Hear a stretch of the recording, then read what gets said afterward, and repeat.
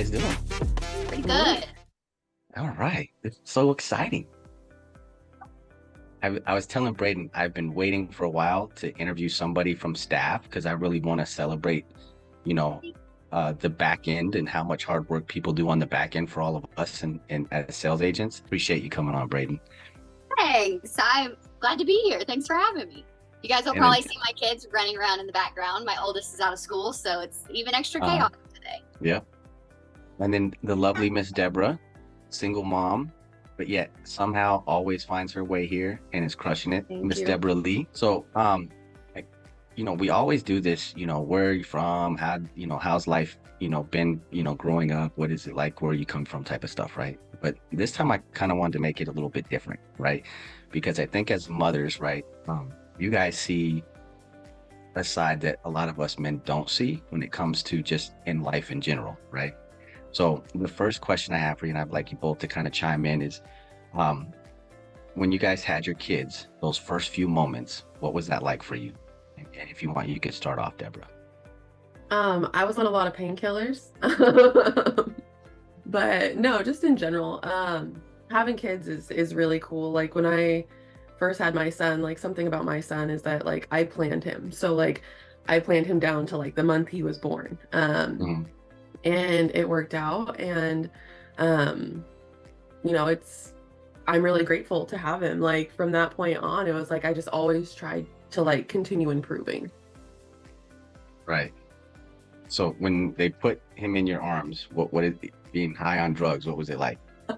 Well, the first thing I said, I was married at the time, and my son's dad is African American, and I was No. like, "Why does my son look so white?" He didn't like that, I'm but sure he was thinking the same thing. but no, it was really intense because when he first came out, like we had like a really hard birth, and he wasn't breathing right away. No.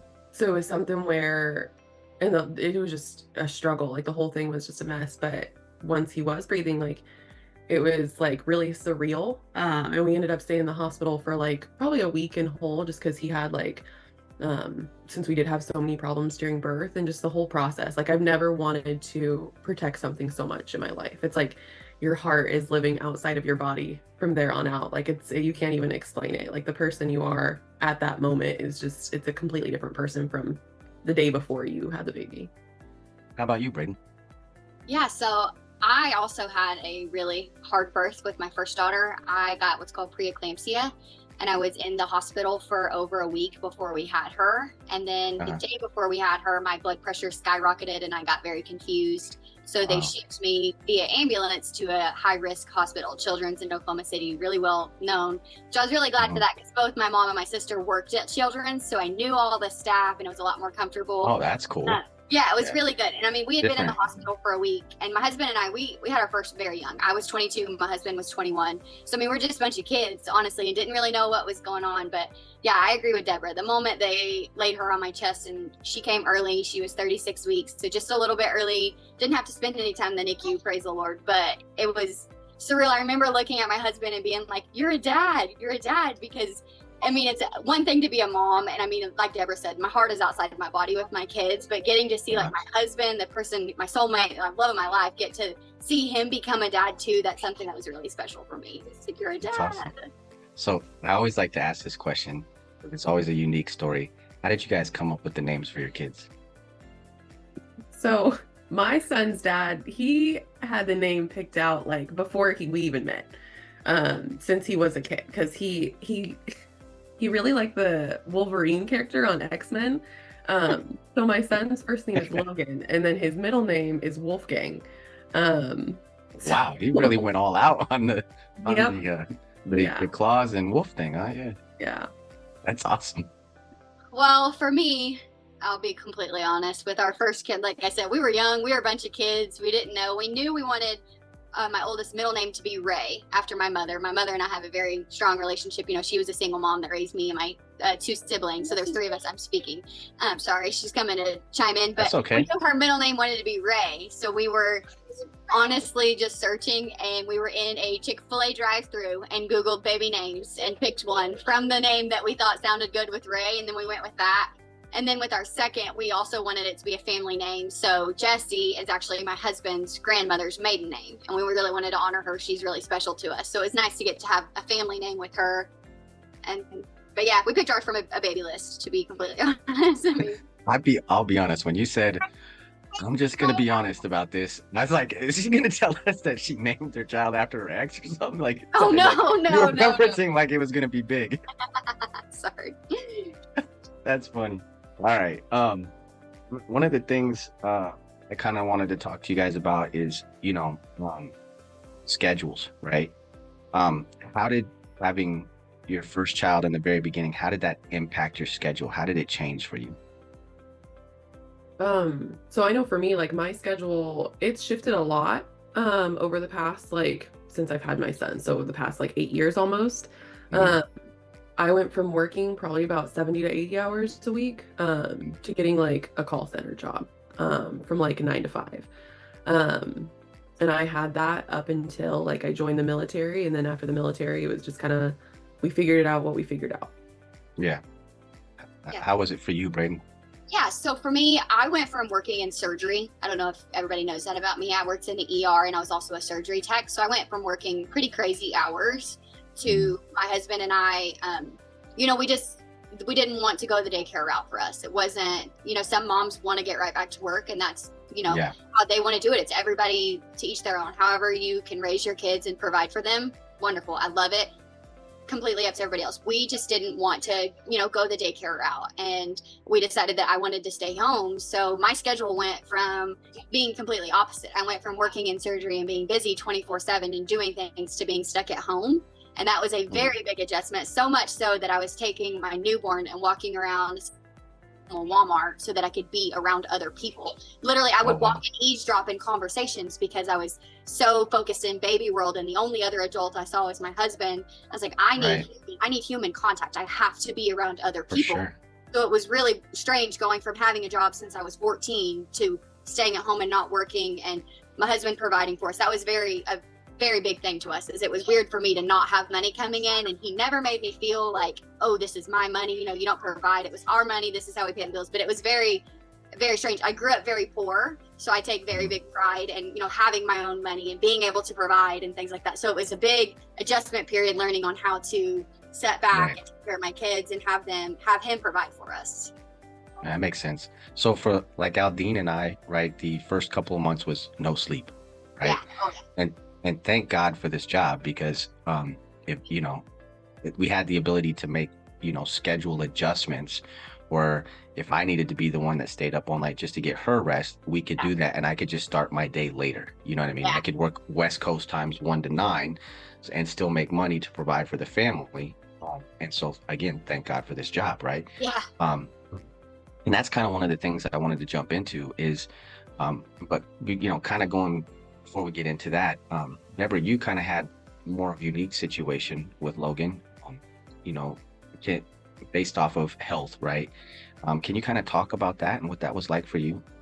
Yeah, so unlike you guys, I actually got a lot of sleep when Logan was born. He would probably wake up like once a night, and then he slept through the night from pretty much like 4 months. So for the longest time, we thought, wow, like we're so grateful our son sleeps through the night. And then when he was about 1, we realized, well, we didn't realize, but we found out that he was hard of hearing.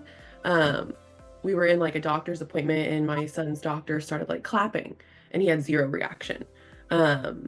So at the time it was kind of a like difficult situation, because we were also like going through divorce as well. So I went from being a single mom to single mom that also had to like figure out my son being hard of hearing. So he wore hearing aids up until probably about 2 years ago.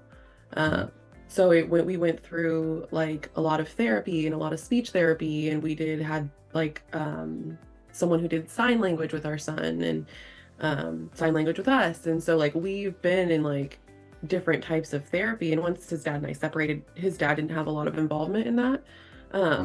So Logan and I went through like multiple types of therapy with him wearing hearing aids. And I remember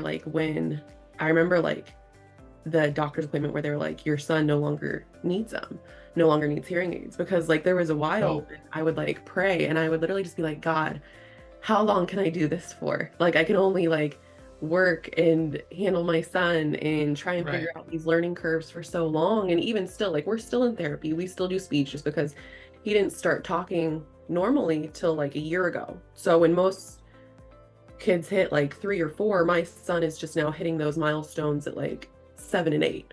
And he's still, we still go through everything. Granted, he no longer wears hearing aids, thank God, but like there was a lot of prayers and a lot of tears and a lot of long days where like I didn't know what our future would entail because he wasn't talking at all until the last couple Right. weeks. Right. So And that kind of goes perfect into, my next question is, um, you know, the Deborah, I know you for years, and you've been kind of going in and out of insurance. You try to do it part-time, and then you kind of figured out that you got to just dive in till you learn it good enough that before you could probably do something like that part-time, right?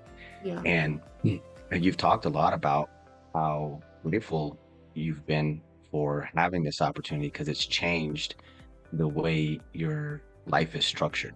And I think for Brayden too, being able to work from home, this has always been a good opportunity for you guys. So can you guys kind of talk about, you know, um, what the advantages have been from working from home?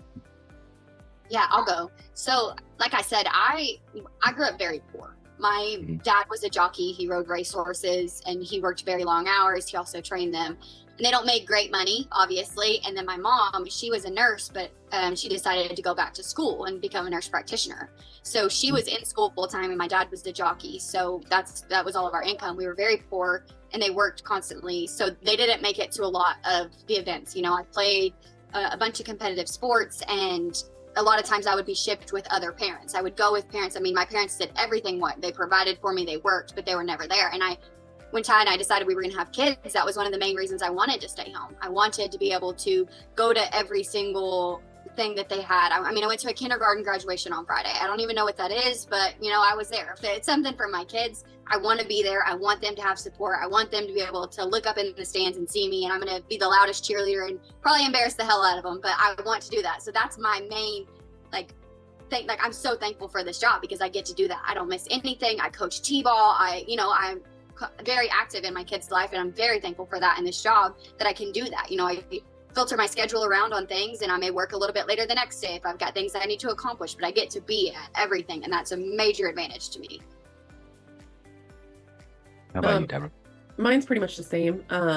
My schedule before this job was very different. So I'd work 6 p.m. to 6 a.m. with a 6-hour commute round trip. So Yeah, that was brutal. it was brutal. You saw me at the hardest part. Yeah. Whew. Yeah, I felt Um, bad for you driving in, 2.5 hours to the Bay and then 2.5 hours back home. That was crazy. Yeah. yeah, it was a lot. And pro to that is I was able to be home during the day. So I did make all the events, but that doesn't mean I was present for all the events. You were Definitely not tired. yeah, I Yeah. was exhausted.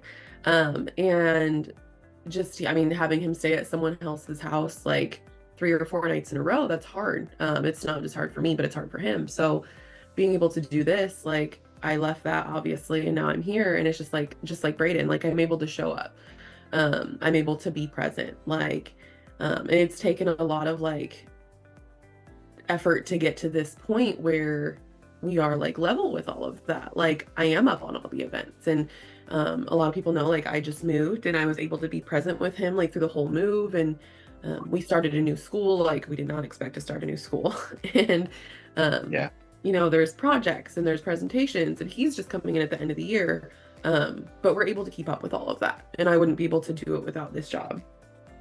Right. Yeah, it's funny because the conversation that we had before you kind of gave in and listened to the advice of doing this full time, and you were like, Paul, I'm just gonna trust you and put my life in your hands. And I was I felt so honored by that. It was so all right, I gotta make sure no matter what, you know. And so, thank you for that. I really Yeah. appreciate you for that. So one of the things that I really love about our group is we're kind of like a family. Even when we fight, right? We might not talk to each other for a couple of days or whatever, but we come back together, right? And so one of the things I think that's kind of unique that I've noticed that maybe a lot of people don't see that I see is that a lot of you that are single mothers or mothers, you guys kind of talk and have like therapy sessions with each other, right? To get through your day. So kind of talk about, how this community has, helped you. That's like a wild question.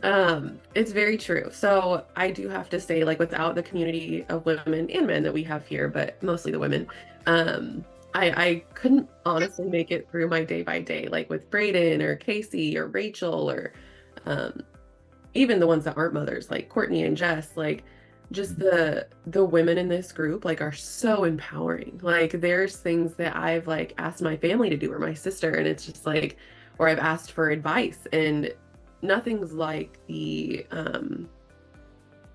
growth that I've gotten with the women here. Even just being full-time, I think I've only been full-time since like November. And even just that has made like a huge turnaround. Like there is not a single day that I'm on if like Rachel and Brayden and Casey aren't on, or I will be like, okay, like I love you guys. We're here, we're doing this. Like it's needed in life for this business to have you guys. Yeah, I think for me, I love fiercely. I mean, obviously, I'm a very outspoken person. I love fiercely. I am very outgoing, but I also I love support, and I like being able to go and to vent and to talk, and I get that so much from this group of people. My husband, not the greatest listener, we'll be honest. He doesn't listen. I don't get to vent to him very often, so I get to do that with these people. I get to be on, and we've got multiple group chats, and you can pop in a room at any point in time, and the amount of confidence that they will like boost for me. I can hop in a room, and Rachel, I mean, this morning even with you, Paul, you're telling, hey, you look stunning today, like that. I love that. I love being able to, when somebody new jumps in, hey, did you get a haircut? You look great. I think this community, especially, even with the men, it's just everybody's rooting for everybody. And I love that. I love being surrounded by joyful people, and everybody just wants everybody to succeed. And I think that's wonderful. Isn't that crazy? Because in most sales places, it's very, competitive, where you don't want to step on the other person's neck instead of like help them. But now we're over here cheering each other on when somebody writes, a lot of business. So I think that's something that's really beautiful. One of the things I kind of wanted to talk about is Brayden, you're like the mother to us all. Like you touch every single person on the team at some point in time. You've talked to everybody, right? Yeah. And there's so many things, I think, the staff side that we don't really talk about that we should celebrate a whole lot more. And kind of you representing the staff right now, right? What's some of your favorite parts that the staff, how they support, like specific support mechanisms that they have for the sales team? Yeah, a lot of the things that happen in the back end, there's so much that goes into it. I mean, every single text message that you send, there's 4 or 5 different things that have to fall into place for it to work, to send, to not be filtered by the carrier, to not, your message fail. There's so many things. And I think the staff, the support that we offer each other as well, I think what the staff does wonderfully is it's not just, oh, Carlos handles this and Nihad handles this. We do have those things where we handle, but it's all for one. I mean, they're all going to do, hey, you need help today. You need help with these orders. You're running a little bit behind. Absolutely. Let me help you here. Let me help out. Things like that. Hey, I'll be in the VA room today with my camera on. You're having a tough day. Turn your camera off. Do what you need to do. I mean, it's just everybody offering support and being there for one another. I think it's great. I mean, our staff truly is the best. I don't know.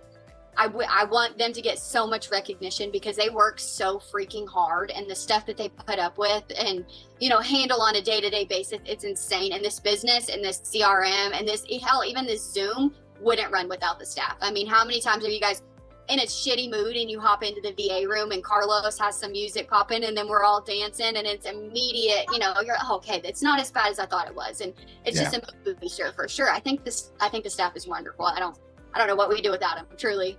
What's crazy how far we've come in 1 year. I mean, this new ticket system that we have to solve your problems, all you got to do is put a ticket in, and then it goes to the direct person that operates that part of the back end work, and they fix it right away for you. I think that's amazing.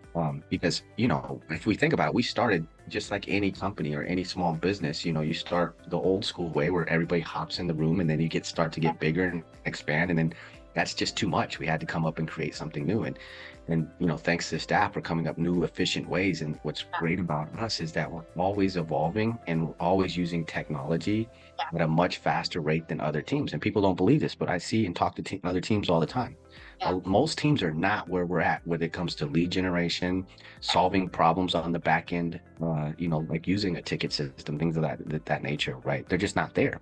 Yeah, I mean, to not boost Samir's ego too much, obviously, but I don't think there's anybody in the business like Samir. The amount of like technology knowledge that he is constantly researching things that he can do better, constantly looking for different products. Oh, there's this new bot on Discord, maybe we should do it to help. Oh, there's this new bot on Facebook. And calling and texting us at 2 a.m. in the morning. Oh yeah, constantly, just blowing up, hey, I had this idea. I don't think there's anybody else in the business that can do it better than him. I mean, he doesn't sleep. No, he needs to sleep. He definitely. I mean, but I think he's going to have a heart attack soon if he doesn't slow it down a little bit.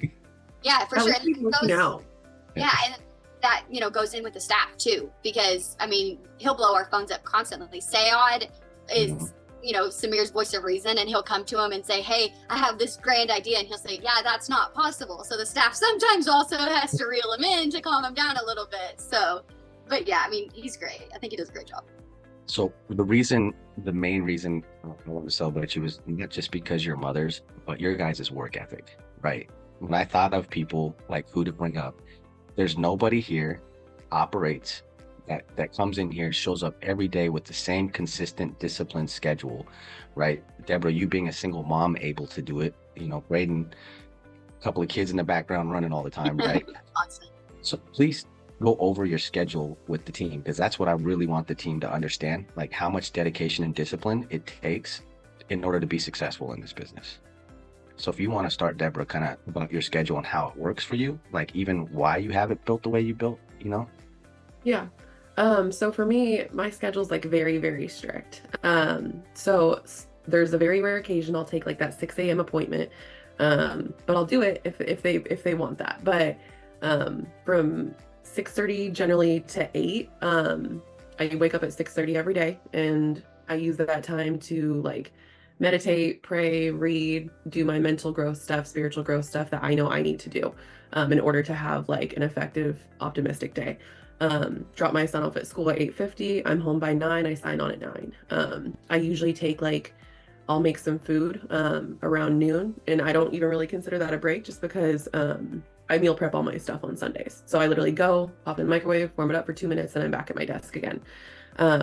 I work 9 to 5 every day. Sometimes it's a little lenient, like sometimes it's between 5 and 6. But for me to have the capacity to help my son with his homework, I have to take that time, and then we have to leave for the gym by like 5:30. And then we're home by usually about 7:30 or 8. And that's my schedule Monday through Friday. And I have to do that Monday through Friday. If I don't do that, it definitely takes a toll on my mental health as well as my sales. Saturday, I always do a half day. That could be 6 to 10. It could be 8 to noon. It could be 9 to 1. I'll always do a half day. I may not have my camera on because sometimes I'll be working in bed, but I am still working and I count that. Sundays, I do take off Sundays generally, unless I have a couple where the husband's only home on Sundays because he's a trucker. But Sundays are my God's day. I do like to go to church, and that's kind of my reset day where I do meal prep and I do clean and do laundry. I think just how most moms and families do, is that's kind of our reset day to start the new week. The only times I'm not working on the weekends is when I do have my military weekends. So I don't have the capacity. And even then there has been times where I have a lunch break at 11. So I'll take that 11 a.m. appointment. Or I get off at 4:30. So I'll take that 6 p.m. appointment. But I try not to work on those days just because I know that I'm drained at the end of the day. But I have to stick with that schedule of technically Monday to Saturday, because I need that consistency.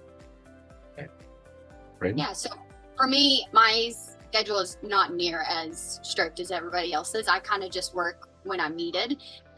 But how I start my day every single day, I get up, I'm a huge coffee drinker. I make my coffee at home. I will, make my coffee, put on a little bit of makeup. And while I'm doing my makeup, I'm having my prayer time. I start every single day having prayer, speaking with the Lord. And then, I get on, and the first thing I do every single day is I check my emails, get my email as organized as I can. And then I make a list. Rachel Nugent and I were talking about this last week, how a checkbox list, when you check off everything on your list, it's a huge serotonin boost. And I need that. For sure. I have to have my list, go through my email, figure out what all I need, make a list on what I need to speak to Samir about, get my meeting with him. I have a manager's meeting with him every morning. We discuss the things that need to happen, things that I need to do. And then after that, I'm kind of just go where as needed. I will have one-on-ones with agents. I'll be your therapist if you need me to. If you need to cry on Zoom, I'm emotional, I'll probably cry with you. I mean, it's just go where I'm needed. I try to work until about 4 p.m. Central Standard Time. Sometimes if I'm in the middle of something, I'll work until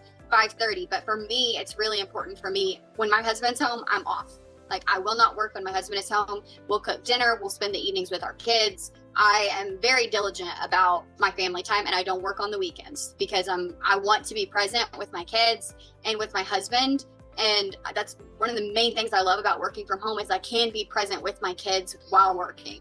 I don't leave until after 4. I'm like, I will work every day from 4. I want to be available to agents if they have questions, they need a walkthrough on something, they need a therapy session. I want to be available, and I'm on Zoom every single day with my camera. I'm more productive whenever I'm on Zoom with my camera and I know people are watching me. It helps me stay consistent and stay, I need that, I just lost the word, apparently. I need that accountability. That's the word I was looking for. I need them to see me at my computer working on things. It's so easy in this business to get, oh, I don't have an appointment for 2 more hours, I'm going to go take a 2-hour lunch break. When in reality, during those 2 hours, hey, I could have been dialing on the CRM or booking more appointments, cleaning out my messages, calling my follow-ups, calling my no-shows. There's lots of things that I don't log off for lunch. I stay on lunch. My camera may be off and my name will say lunch, but I'm at my computer getting my things done that need to be done. And I'm checking off things on my list. So at the end of the day, when that list is done, get my serotonin boost, my husband gets home, we have our evening.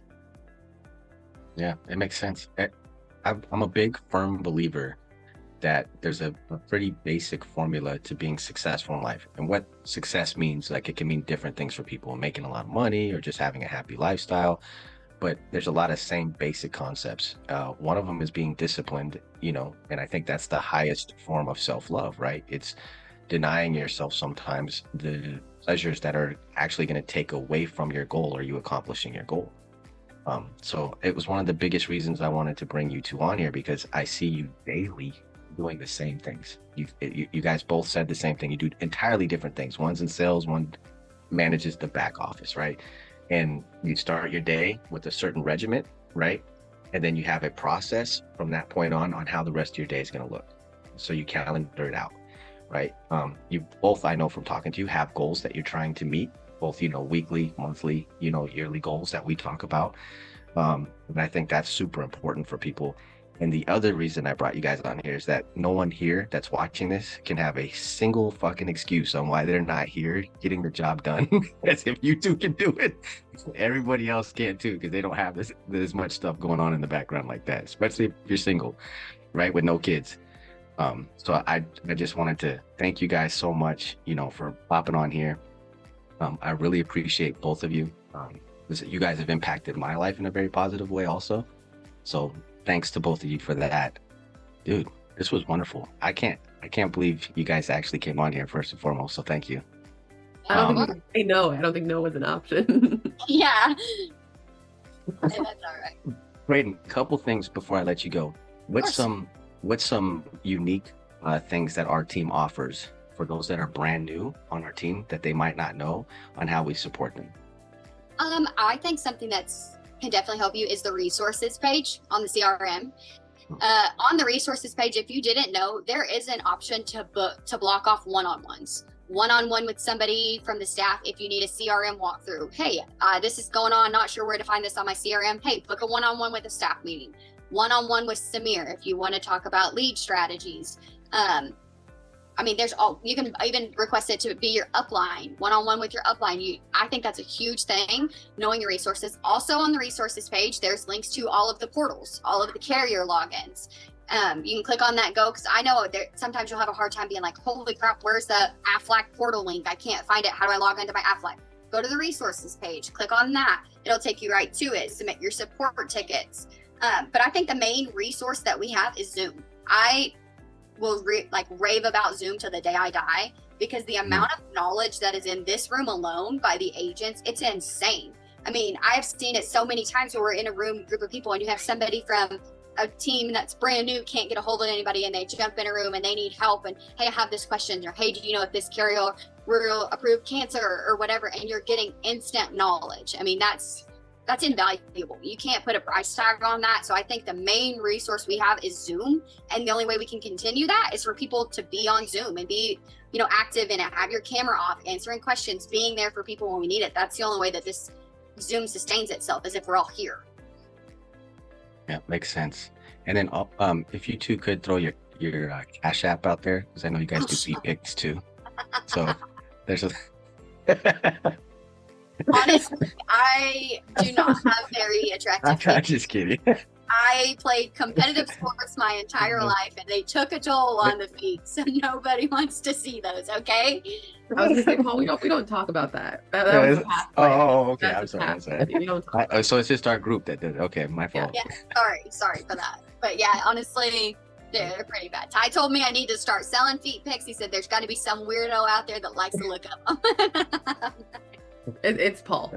Paul's the It's actually Sean. He keeps sending me feet pics. It's crazy. Yeah. But at least they're on the beach, Yeah. Sandy feet pics. All right. Well, perfect. You guys, thank you so much. I really appreciate you guys again coming on board. And thank you so much.